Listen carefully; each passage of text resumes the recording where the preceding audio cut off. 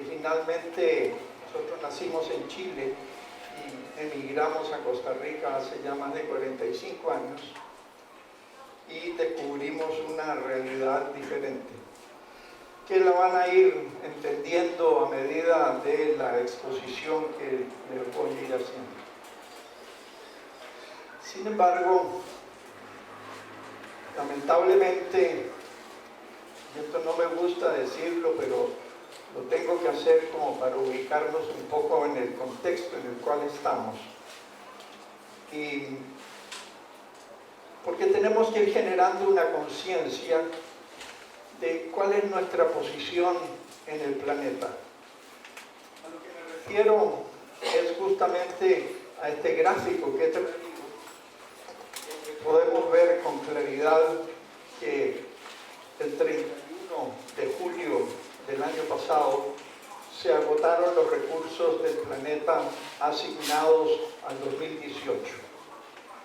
Quiere decir que los últimos 5 meses del año los empezamos a vivir con los recursos del 2019.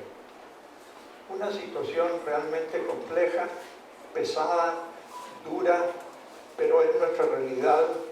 Y lo que a mí más me preocupa, francamente, es que esto lo sabíamos, lo conocíamos, y empezamos a tener este déficit de recursos del planeta el 29 de diciembre del 86, cuando los 2 últimos días de 1986 empezamos a consumir los recursos del 87. Y de ahí para acá hemos hecho poca. Hay muchas iniciativas, pero todavía no vemos los resultados reales. Si vemos qué es lo que está pasando, es que a partir del 2000,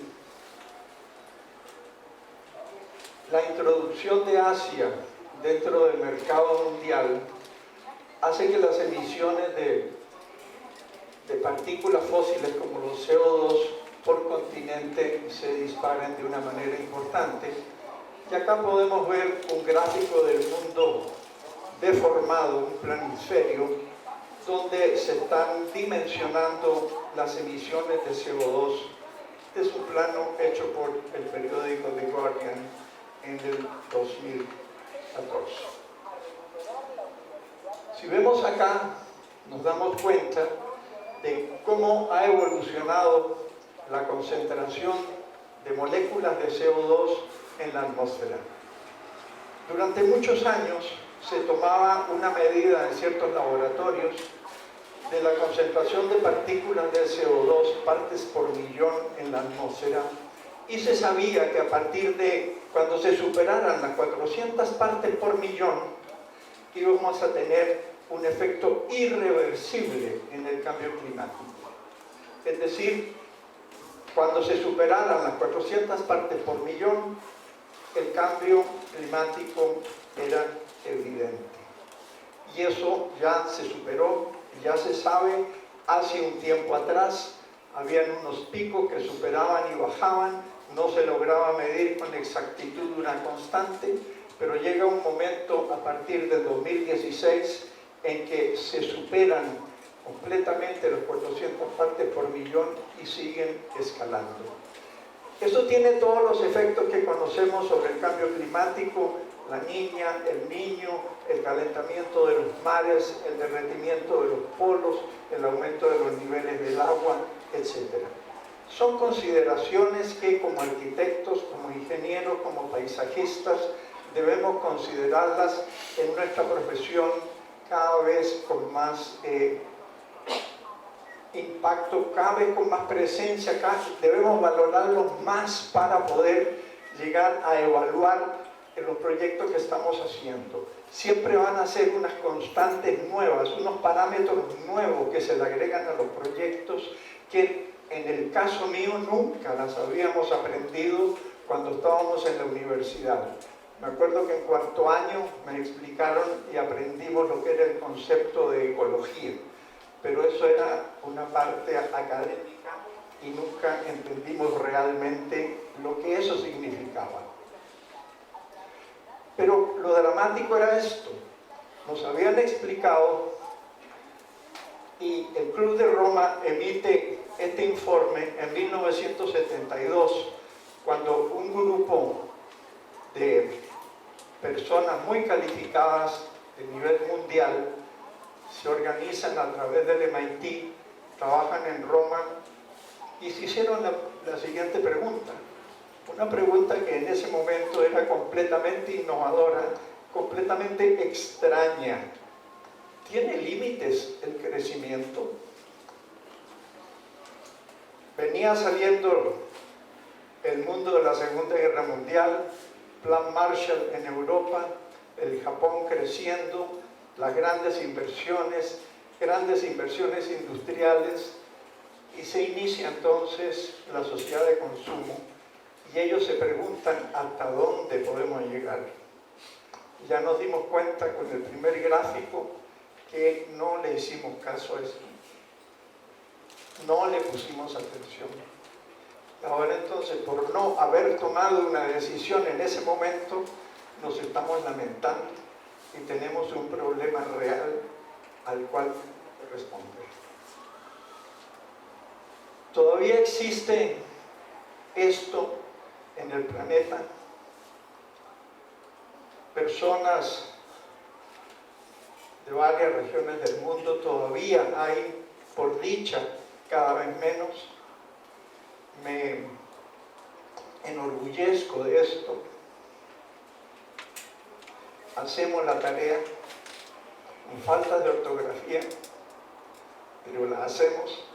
Nos faltan frases a veces, los párrafos se nos pueden olvidar, pero estamos escribiendo el libro, estamos llenando las páginas y ahí vamos. No es fácil.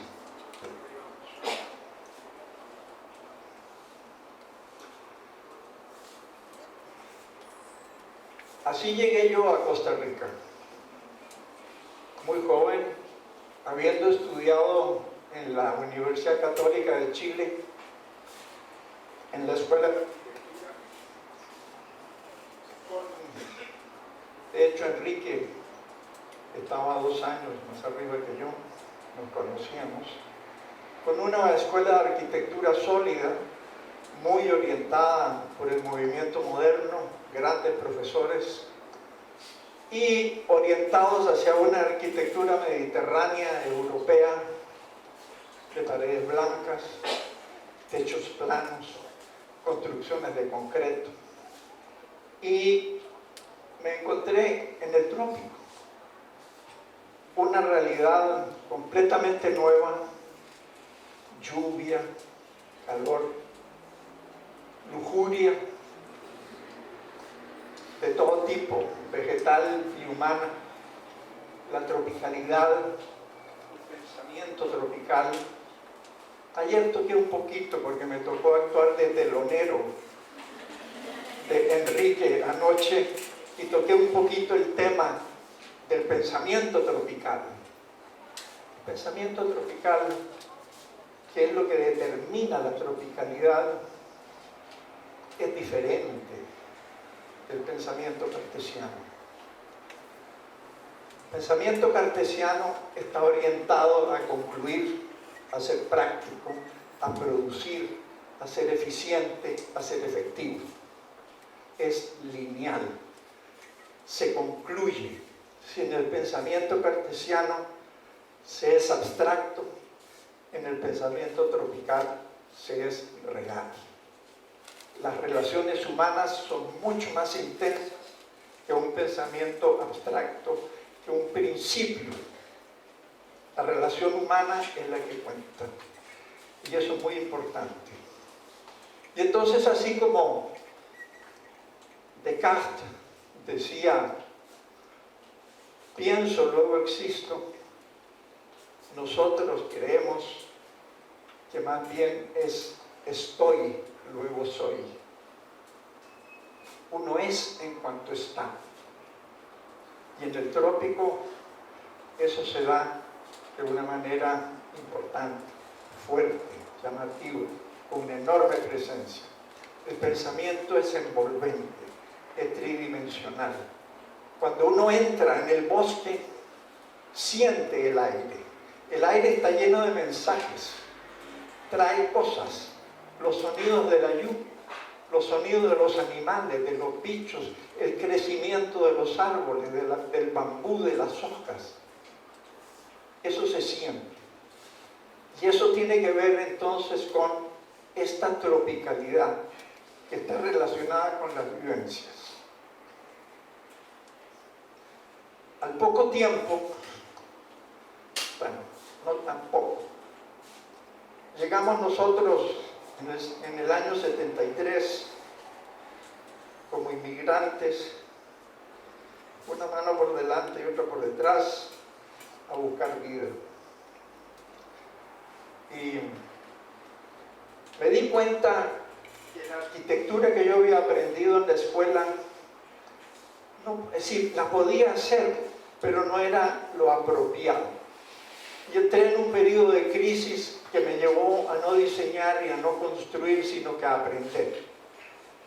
Viajamos, vimos, analizamos, escribimos artículos, pensamientos, etc. Y entonces lo que hicimos fue, después de eso nos dimos cuenta que era tanto lo que habíamos pensado, tanto lo que habíamos escrito, que había que empezar a compartir esto, y creamos entonces el Instituto de Arquitectura Tropical, que es una asociación sin fines de lucro, donde hacemos investigaciones, dirigimos tesis, tenemos una biblioteca de 6.000 volúmenes especializados en el trópico, la arquitectura y sobre todo sobre el tema ambiental. Escribimos libros, llevamos más de 150 artículos que se pueden bajar de la página libremente.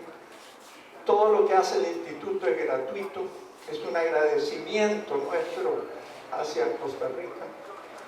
Y ahí está, el instituto, ustedes pueden entrar a la página, bajar y copiar lo que quieran.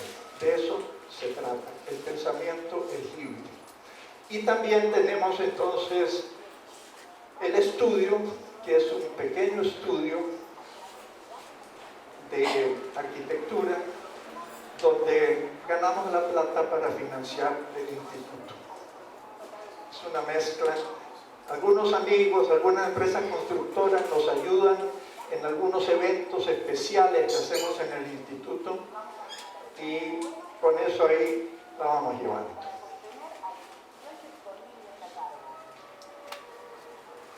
Costa Rica es un país que era un bosque entero. Cristóbal Colón llegó aquí en su cuarto viaje y esto era un bosque completo.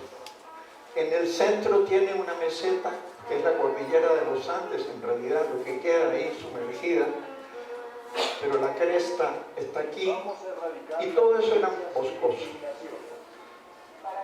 Y con el tiempo la madera se empezó a explotar, y entonces se deforestó el país, la actividad ganadera era muy importante, hacer finca, quería decir cortar el bosque para meter ganado, todo eso se ha revertido. Dichosamente, Costa Rica ha revertido toda la deforestación a través de planes de reforestación organizados por el gobierno, lo que ha hecho que en este momento tengamos el 52% del territorio con cobertura boscosa. El 30% del territorio costarricense está protegido por ley.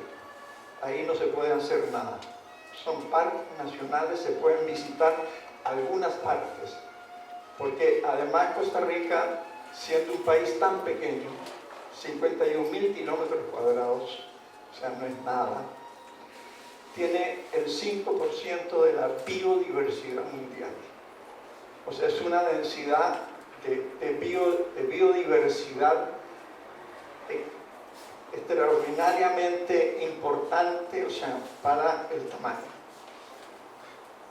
Llegó a ser justamente por las políticas estatales el país con más árboles per cápita del planeta.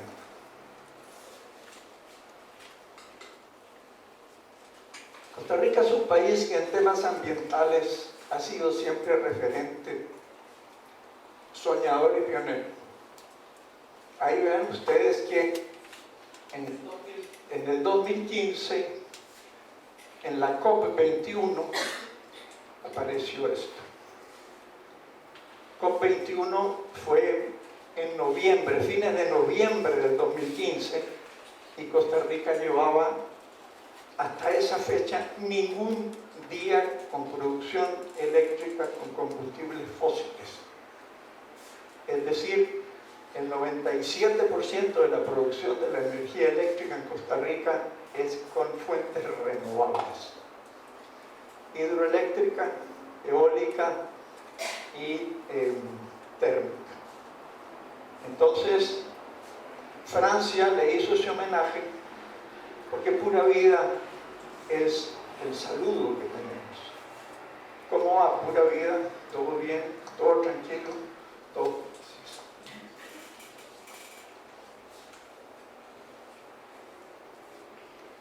Uno de las cosas pioneras de Costa Rica, ¿no es cierto?, fue desde el punto de vista ambiental, porque no les he contado tal vez el hito más importante de Costa Rica dentro de su historia política, es que en 1949 abolió el ejército. Pero con esa manera de pensar y hacer cosas novedosas, inventó un sistema financiero para obtener dinero para el ambiente en el año 97 para capturar CO2. No sé si están familiarizados con eso, pero son áreas de bosque que se venden a países, en general países, Noruega, Holanda, que quedan ahí preservadas y que dan una cantidad de dinero anual a Costa Rica para que las mantengan. Cuando nosotros descubrimos eso, que habíamos llegado a ese lugar, pensamos que había que sintonizar la arquitectura y también nuestra actitud con la naturaleza. Y sintonizar justamente lo opuesto de enemistarse. Por ahí tenía que ir la cosa. Esas fueron las reflexiones, las conclusiones de las reflexiones que hicimos. Bueno, ustedes ese bosque. Pero por otro lado estaba lo que habíamos aprendido en la escuela, el espacio. El espacio arquitectónico. O sea, no hay arquitectura si no hay espacio. Y si nosotros no somos capaces de generar emociones, somos arquitectos. Estaremos construyendo. Pero nos falta, que hay algo que faltó. ¿Y qué pasa? Nos dimos cuenta, esto que todo lo hemos sentido, lo que cuando uno entra a una catedral gótica o algún espacio que uno conozca y evidentemente se sonríe y se siente pleno y lo entiende y hay unas emociones que pasan, hay unas corrientes que fluyen por el cuerpo, o sea, hay algo ahí que sucede, algo de alegría, algo de felicidad. Sin embargo, Libeskind en el Museo del Holocausto de Berlín produce angustia. Nos tocó visitar el museo solo, desnudo, sin nada colgado en las paredes, solo el espacio. Y fue tal la angustia que sentimos visitando ese museo que dijimos, pero aquí hay algo poderoso que tenemos nosotros los arquitectos, porque podemos hacer por un lado felices a la gente y por otro lado angustiarlas. Depende de cómo manejemos nuestro oficio para hacer el espacio. Y entonces creo que esto que anoté aquí abajo es importante. y lo van a entender por qué digo yo esto, de prevalecerá. Porque la arquitectura va a seguir, pero tal vez los arquitectos no. Tal vez, si no somos capaces nosotros de mantener esta capacidad de manejar el espacio y generar esas sensaciones que antes la gente pensaba que éramos demiurgos, que éramos seres excepcionales, que nos imaginábamos los edificios antes de estar construidos. Ahora ya se ven en la computadora, pero antes no. ¿Qué está pasando hoy día?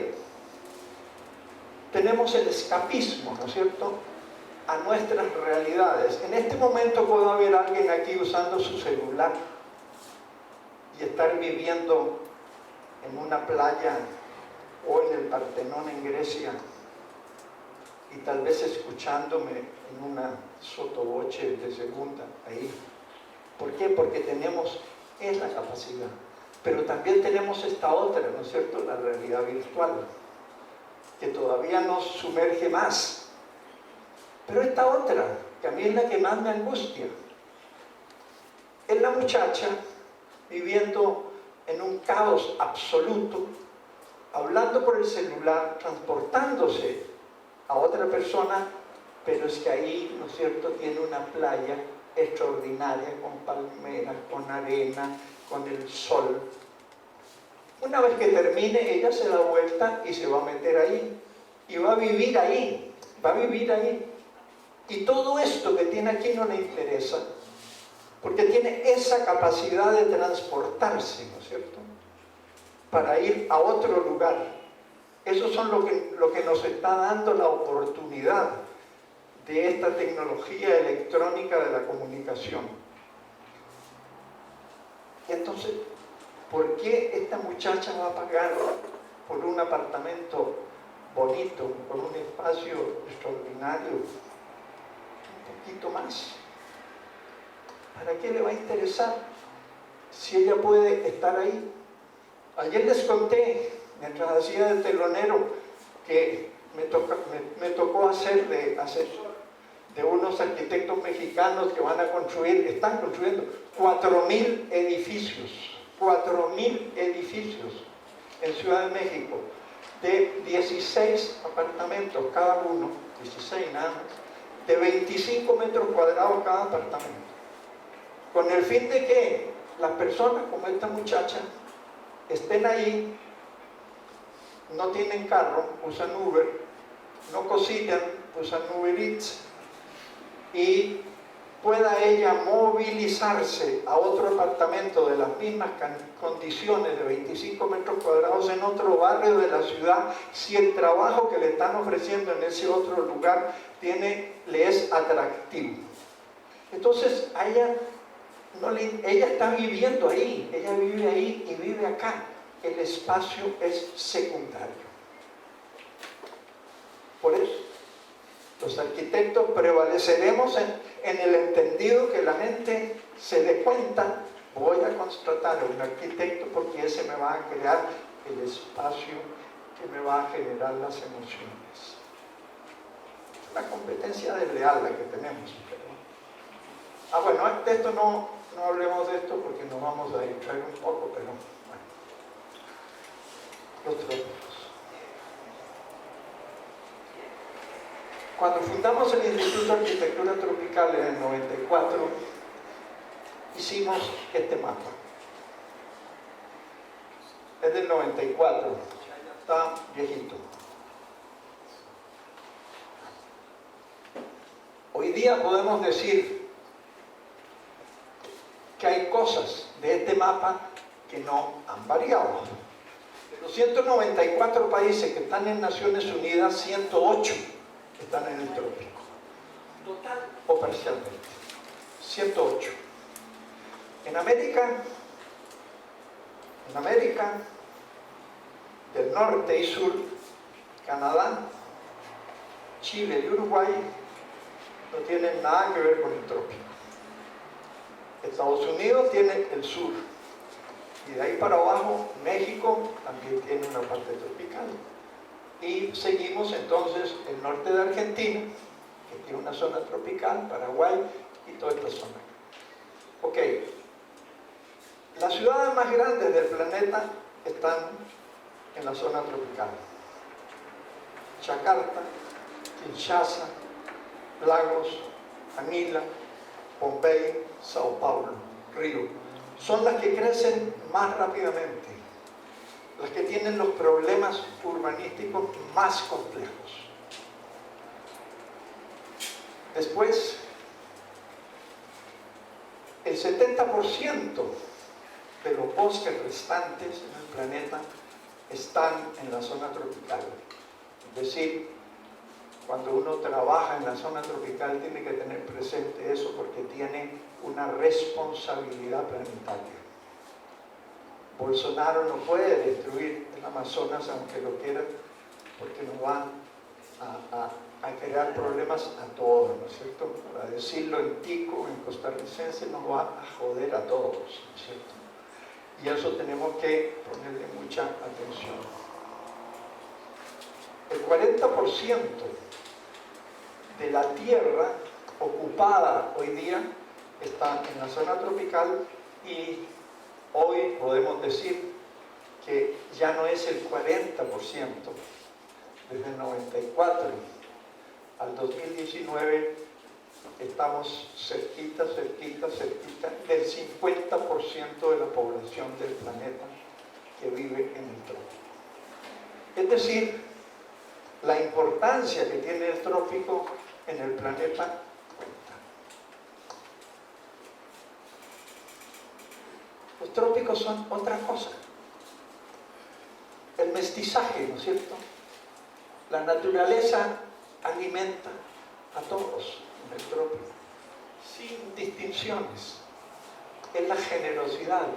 La hamaca es el invento del trópico, donde uno duerme y se mece y se ventila, y la brisa pasa y se refresca, ¿no es cierto? Véanlo ahí en una construcción que todavía existe, de hecho, en Costa Rica, los sombreros. La manera de vestirse en el trópico, la guayabera, los pantalones sin faja, sino que nada más como los que llaman, que el otro día nos reíamos.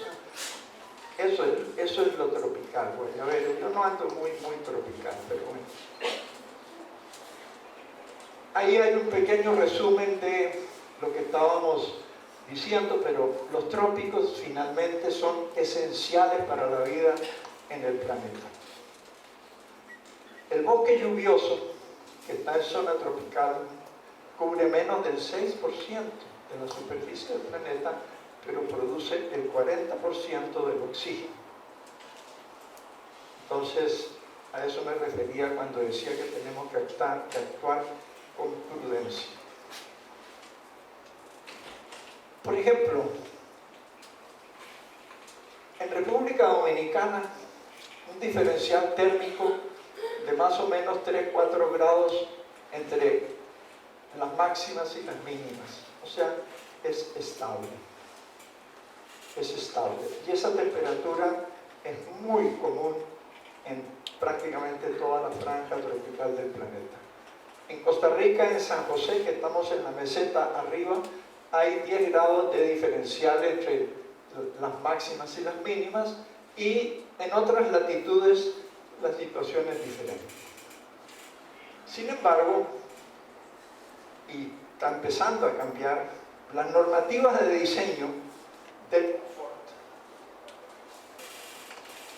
y de uso del aire acondicionado, Arturo sabe esto, lo que hacen es que le dictan una norma de que en el interior de los edificios tiene que haber un 50% de humedad y un 23% de temperatura. Esa es la norma de diseño de aire acondicionado considerada estándar universalmente. Cuando eso sucede, tenemos esto. Trabajando en una oficina con exceso de frío y ¿Por qué eso es importante? Ya lo van a ver.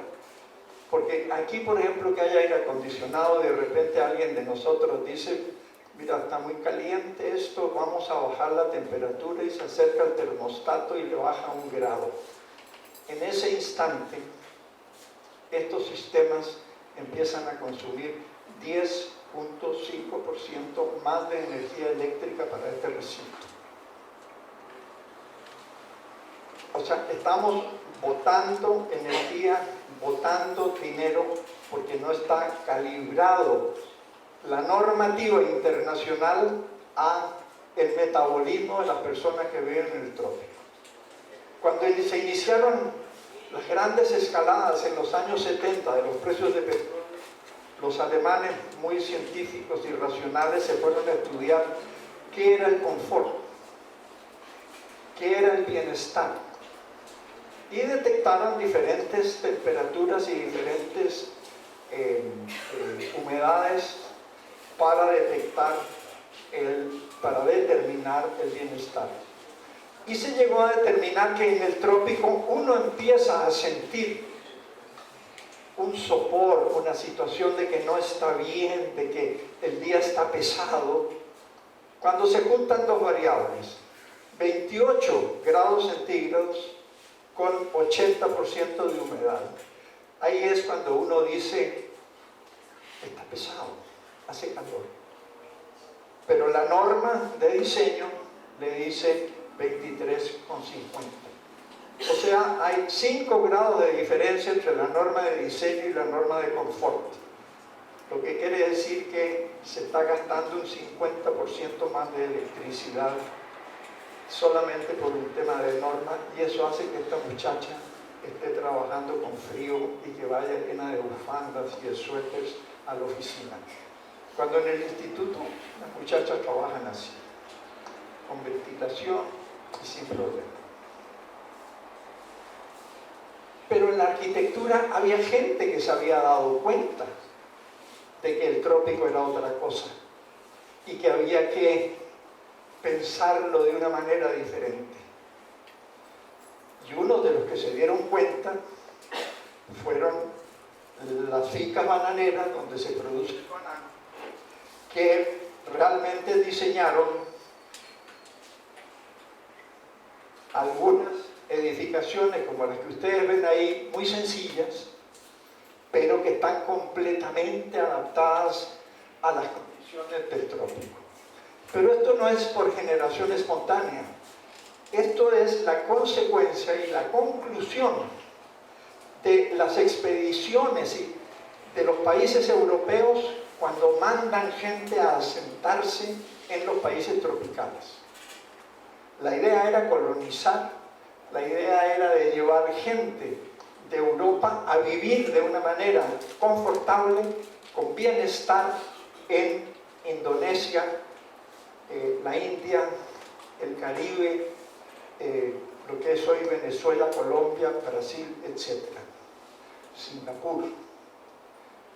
Y entonces, ¿qué es lo que hacen? Los holandeses, muy prácticos y muy rápidos, tenían que tomar el dominio de Indonesia, y en Yakarta, lo que hoy es Yakarta, antes era Batavia, construyen una ciudad como si fuera Ámsterdam. Sin aleros, sin protecciones contra el sol, sin árboles, y la cantidad de gente que moría era impresionante. Entonces empezaron a repensar la arquitectura y a repensar el urbanismo. Y uno de los elementos fundamentales que aparece en esa época es la sombra. La sombra. Se requiere sombra. Nosotros heredamos de España o de Portugal en América las plazas duras. ¿Por qué las plazas duras? Porque son para tomar el sol. Pero en el trópico no tomamos el sol. Nosotros nos reunimos a la sombra. La sombra es el bienestar y por eso la buscamos. Y lo habían entendido de tal manera que los portugueses en el sur de la India, en Chennai, llevan árboles de Brasil, árboles gigantescos que todavía están en los parques, en las plazas de Chennai, porque son árboles de 40 o 50 metros de follaje para dar sombra. Y ese es un dato fundamental, un parámetro nuevo que surge en esa época. Las construcciones bananeras son el resultado de varios siglos de haber entendido lo que eran construcciones livianas, donde aquí abajo no son piezas habitables, ahí son bodegas, ahí lavan la ropa, tienden la ropa, se vive arriba, no hay vidrio, grandes aleros, grandes volúmenes de aire, la circulación cruzada. Cuando hay grandes crecidas de los ríos, se inundan en la parte de abajo, pero la vida sigue igual. Cualquier apertura tiene un alero, tiene una protección. Llueve horizontal. En Costa Rica hay lugares donde llueve 7 metros, 7.000 milímetros en 8 meses. O sea, es cantidad de agua importante. En los edificios que van a ver el viernes, todos están diseñados en lugares donde la pluviometría es de 2.800 a 3.000 milímetros en 8 meses. O sea, es importante. La humedad es también un factor que hay que considerar. Pero también hay algunos colegas que se dieron cuenta de esto hace un tiempo y entonces empezaron a considerar dentro de su propia arquitectura las condiciones que tenían del lugar, del clima, para poder hacer sus edificios. Uno de los casos más ejemplares en ese sentido es Singapur. Singapur lo que ha hecho es bajar la isla de calor de la ciudad. Singapur está en un lugar a nivel del mar, o sea, es muy húmedo, es muy caliente y están obligados a usar aire acondicionado. Ahí la ventilación cruzada para la vida contemporánea no es suficiente.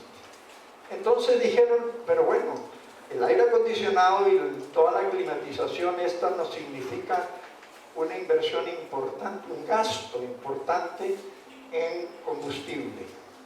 Pero entonces para bajar esa factura vamos a reducir la isla de calor de la ciudad. Y entonces la hicieron generando unas multicapas vegetales en toda la ciudad que van desde los cubresuelos, los matorrales, los árboles pequeños y árboles mucho más grandes, de tal modo de ir generando un colchón para que vaya filtrando los rayos de sol y generando siempre frescura. Y eso, por supuesto, que lo que ha hecho es bajar la isla de calor. Ellos dicen 8 grados. Si ellos toman la temperatura, digamos, en una cancha de fútbol, en un lugar abierto, y después toman la temperatura urbana en estos ambientes, dicen que hay 8 grados de diferencia. Eso, con el dato que les di de que cuando uno mueve el termostato, bajar 1 grado significa un consumo excepcional, les ha traído a ellos una gran ventaja. Los grandes espacios abiertos, siempre cubiertos para protegerse de la lluvia, son importantes para esa vida y esa convivencia. Uno de los pioneros en la arquitectura bioclimática es Kenyang, en Malasia, con este proyecto que es el Menaga Mesiniaga, que fue reconocido de manera muy amplia y generosa en muchos lugares del mundo. Gabriel Bull, que trabaja en la parte norte de Australia, donde es tropical, hace una arquitectura residencial que yo le decía que lo que tú haces es una arquitectura de ferretería. O sea, son elementos como que uno los consigue ahí en la esquina, ¿ah? Y se los llevan en una carretilla, en un carretillo, en algo, y van montando la casa, algo súper etéreo, muy liviano, que no produce terraceos ni destrucciones del terreno. o este proyecto con madera, que son los materiales locales en este lugar en Camboya, todo ventilado completamente, con las alturas pertinentes y las ventilaciones arriba para dejar que el aire pase y pase y ventile. ¿Por qué? Porque todos los que vivimos en el trópico sabemos el valor que tiene el abanico. Lo que yo estoy haciendo en este momento es aumentando la velocidad del aire, nada más. Es el mismo aire, pero estoy aumentando la velocidad. Y nosotros con la arquitectura podemos hacer eso.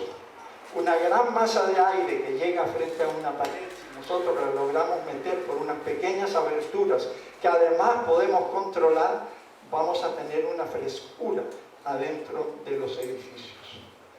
Henry Klum, un inmigrante alemán que llega a Puerto Rico, se hace aficionado a la hamaca, diseña grandes edificios de la Universidad de Puerto Rico, ya con arquitectura moderna, y la vegetación incorporada, la penumbra de los espacios interiores, donde descansa el ojo y donde uno siente la frescura desde el momento que llega.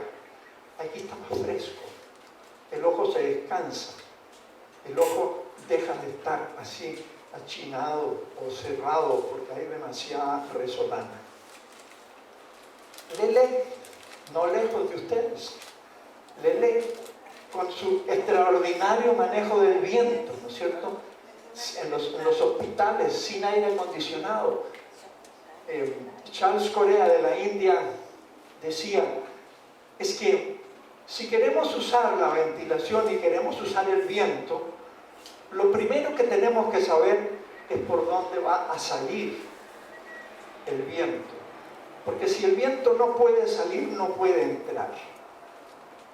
Entonces eso define una serie de decisiones en el diseño que ya con la práctica y el oficio uno lo va viendo.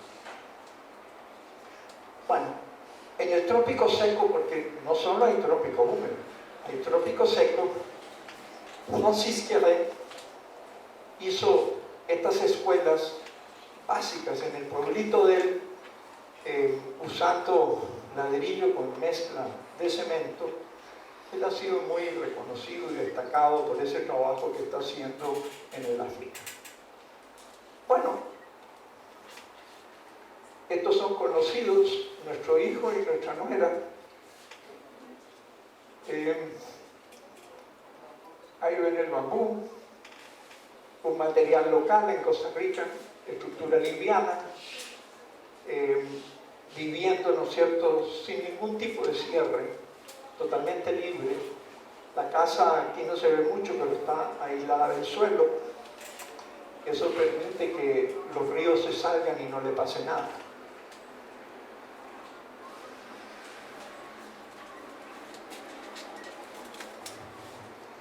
Ok.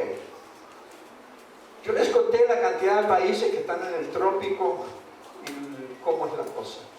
Pero hay algo que no dije, y es que si sacamos Singapur, sacamos el sur de Estados Unidos, el norte de Australia, Brunei, y unas islitas del Caribe, todos los otros países están en vías de desarrollo.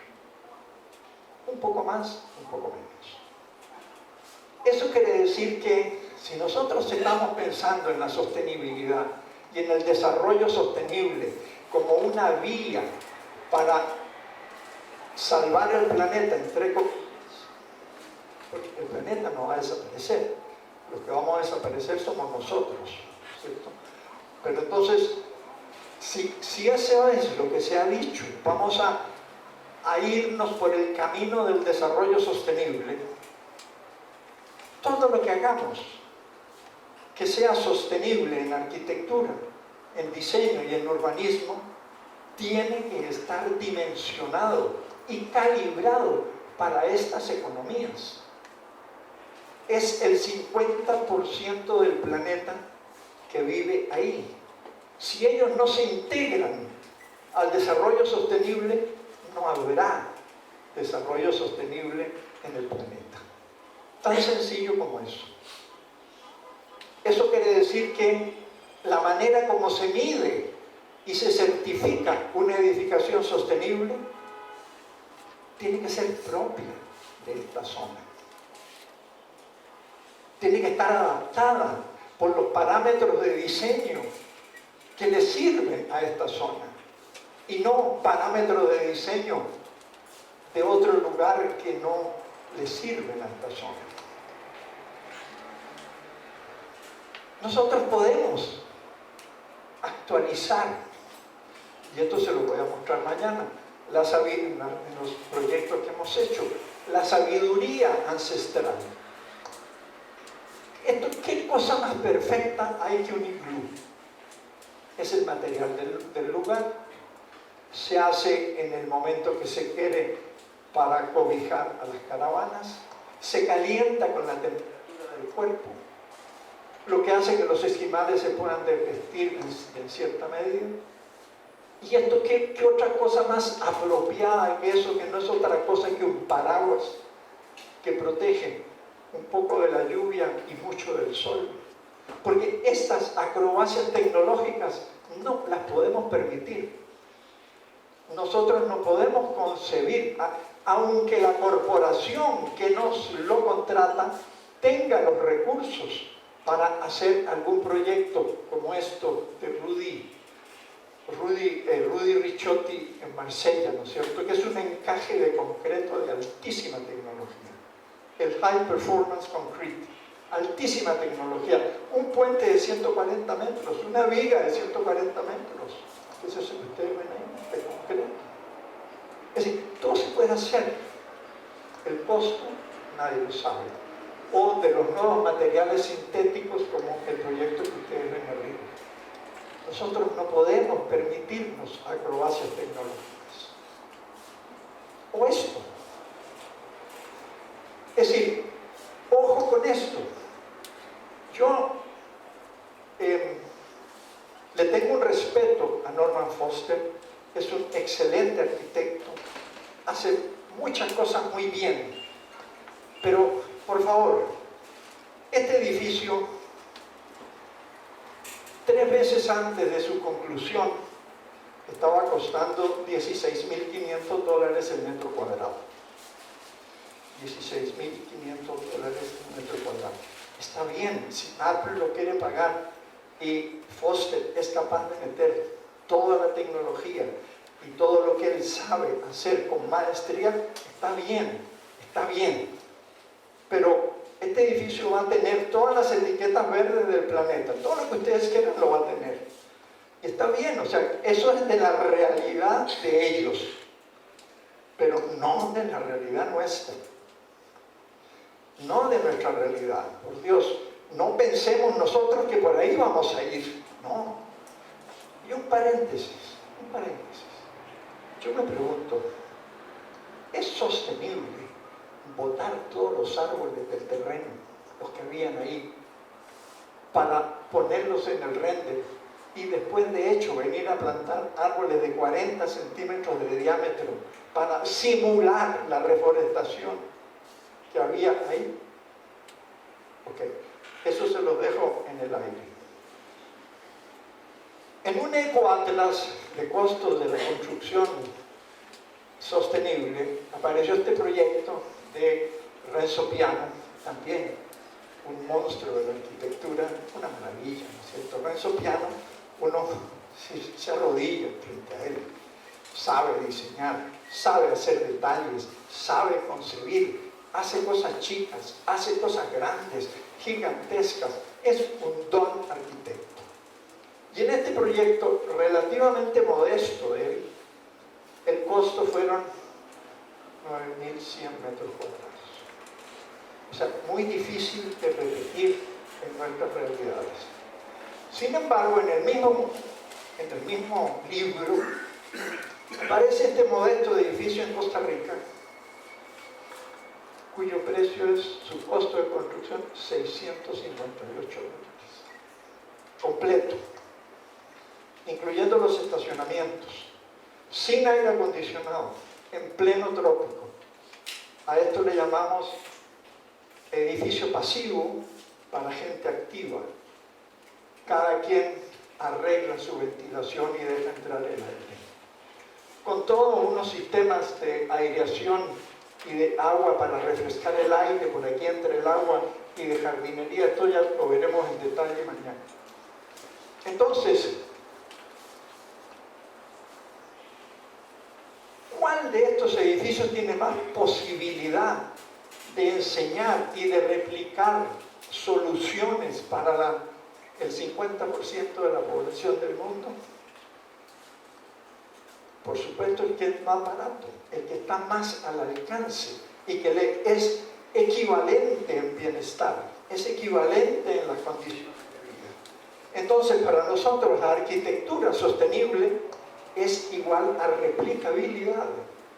Si la arquitectura sostenible no tiene la capacidad y el potencial de repetirse y multiplicarse, quedan como unos extraordinarios sitios que uno los venera y los visita y les reconoce su calidad arquitectónica.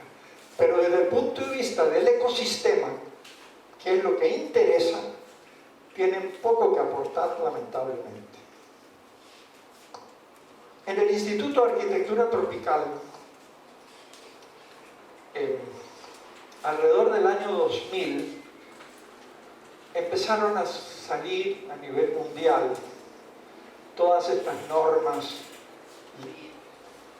RAM, CASPI, etcétera, que eran para certificar edificios sostenibles en cualquier lugar. De hecho, no en cualquier lugar. Pero bueno, nosotros lo analizamos, nos reunimos con gente del Green Building Council de Estados Unidos, vimos de qué se trataba, nos dimos cuenta que era muy poco aplicable a la realidad tropical. Entonces en el instituto nos planteamos como un desafío a ver si Costa Rica podía tener su propia norma. Ya que se habían hecho en el país tantas cosas, dijimos, intentemos.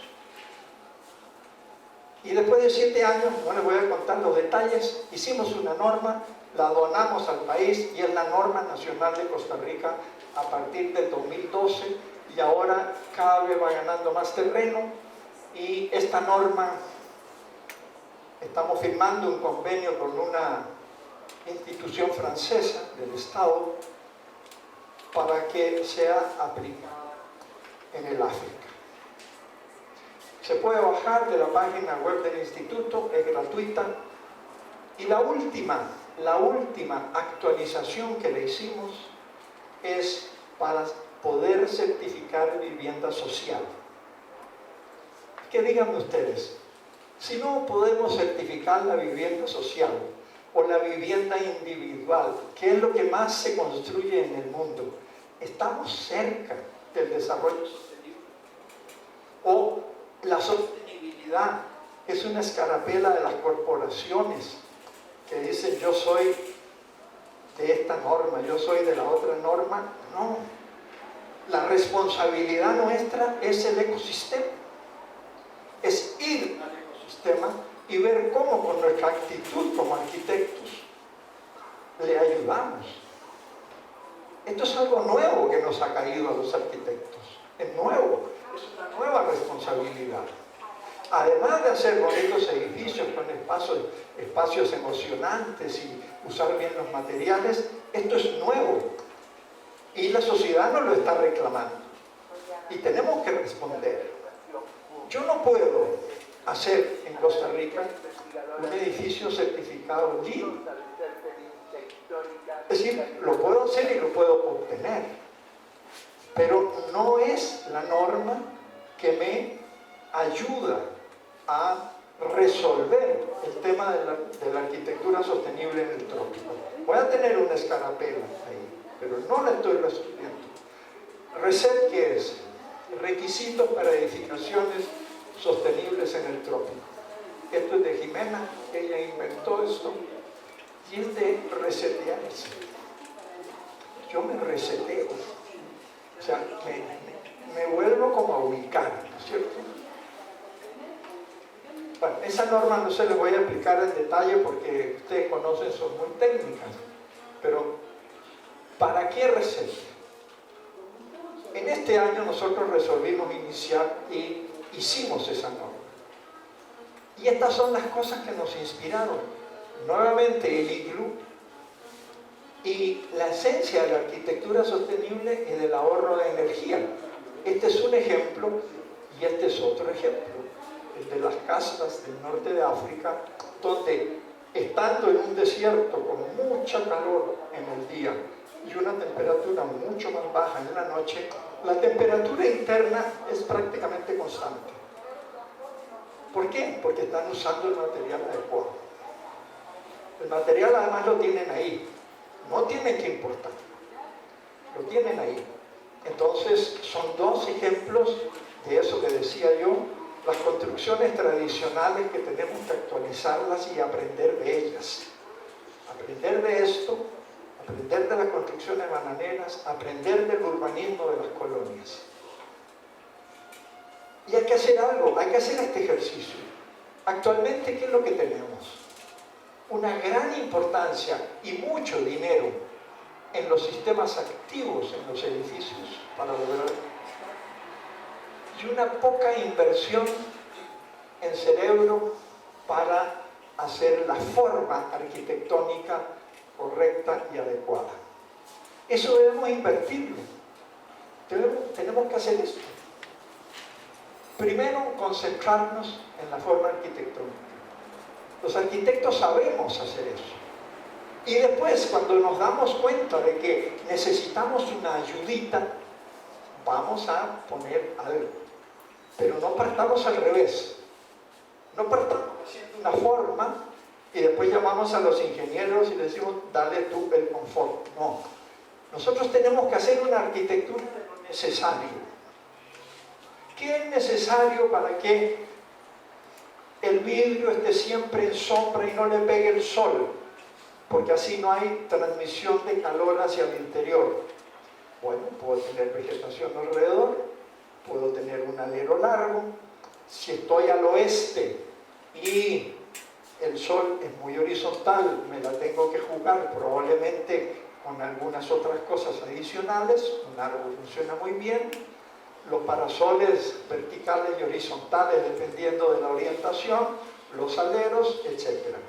Hay muchas maneras, pero digo, mira, esto es una oficina o es un banco con mucha concentración de gente en momentos específicos del día.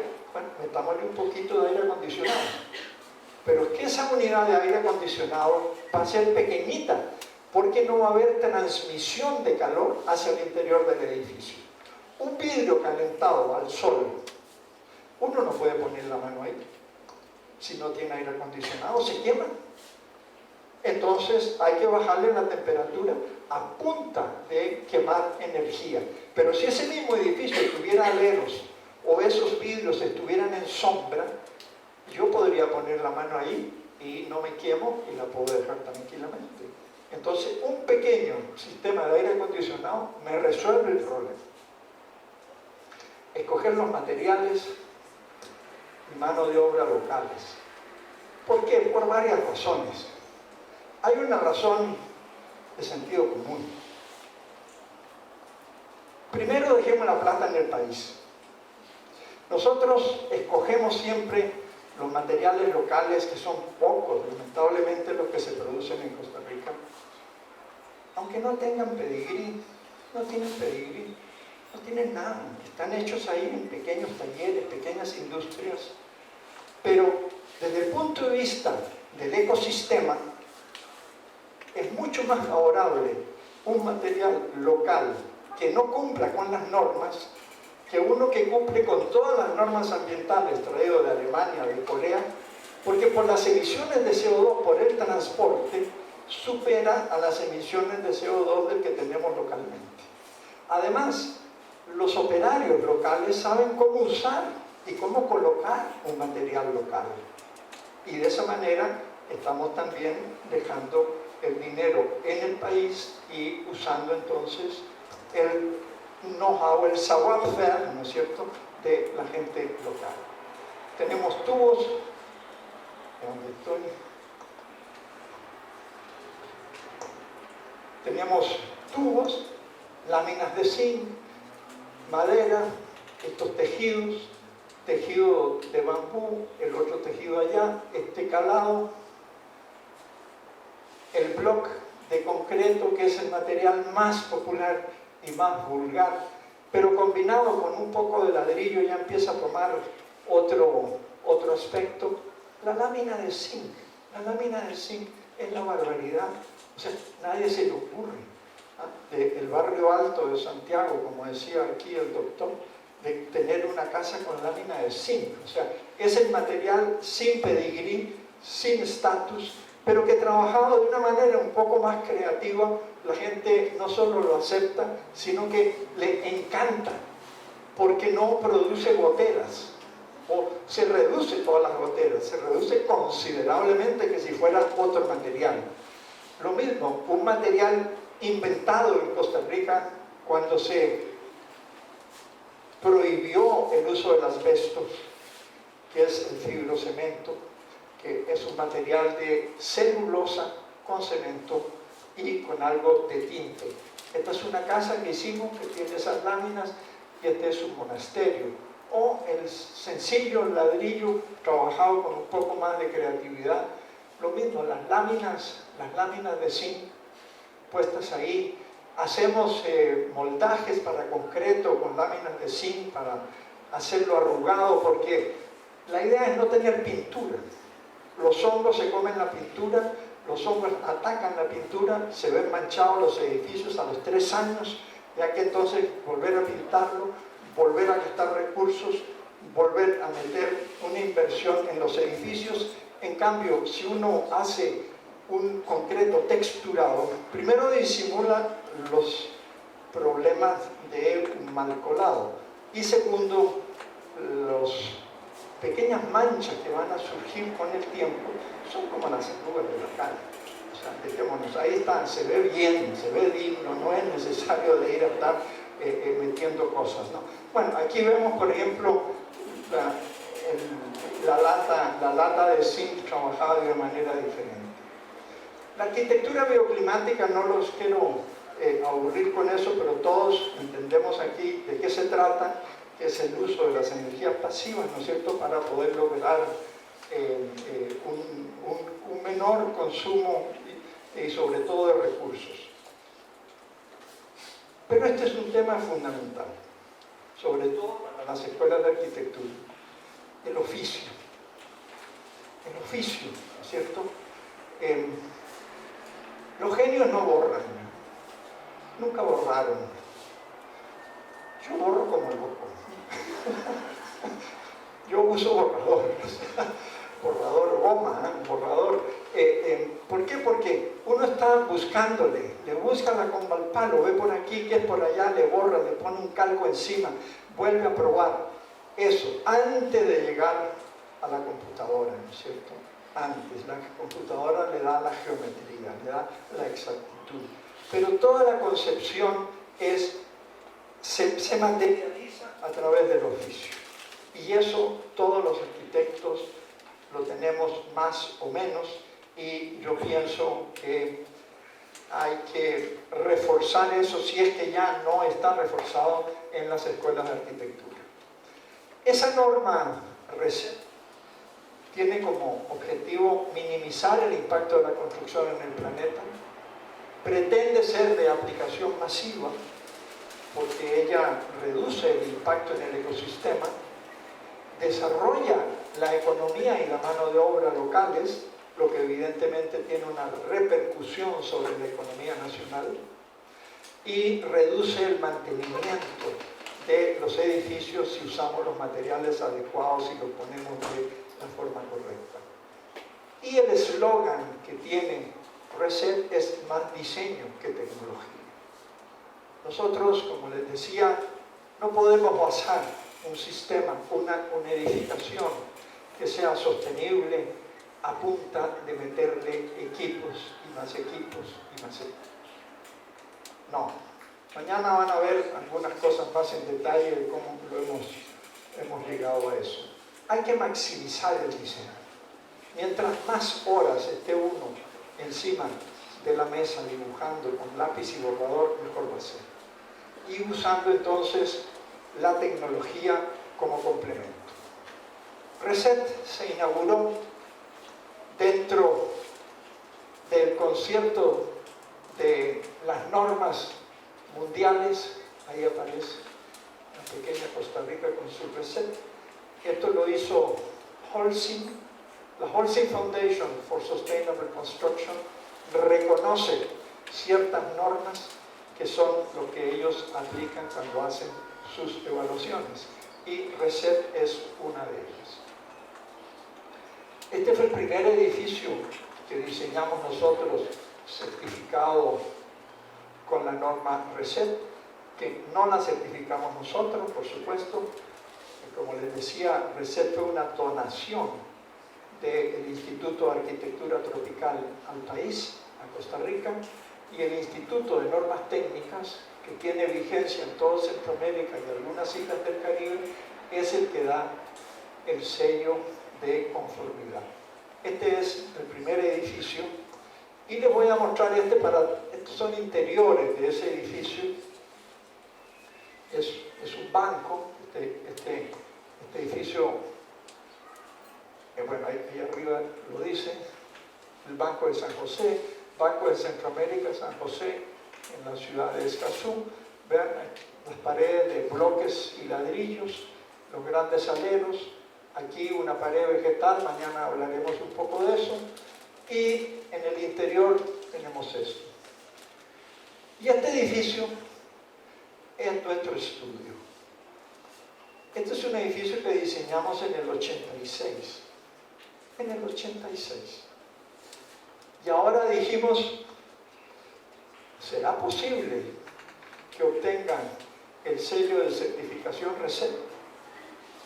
Porque muchos de los orígenes y de los criterios y de los capítulos que tiene Reset surgen de lo que nosotros hicimos durante 20 años, de nuestra experiencia de llegar al trópico y decir: aquí vamos a construir con construcción liviana, no vamos a destruir el suelo, vamos a guardar la tierra vegetal del terreno, porque esa es la que tiene el ADN del lugar, en vez de llevarla afuera y después volver a traer de un vivero, guardemos la que vamos a usar, y todas esas cosas, ¿no? Dijimos, a ver cómo nos va en el examen. Y efectivamente, bueno, salió, le dieron el sello de conformidad, no costó, tuvimos que hacer algunas modificacioncitas adentro, y este es nuestro estudio. Una persona que presidente del Colegio Federado de Ingenieros y Arquitectos dijo que Reset, más que una norma, es una filosofía país. Eso es todo, muchísimas gracias.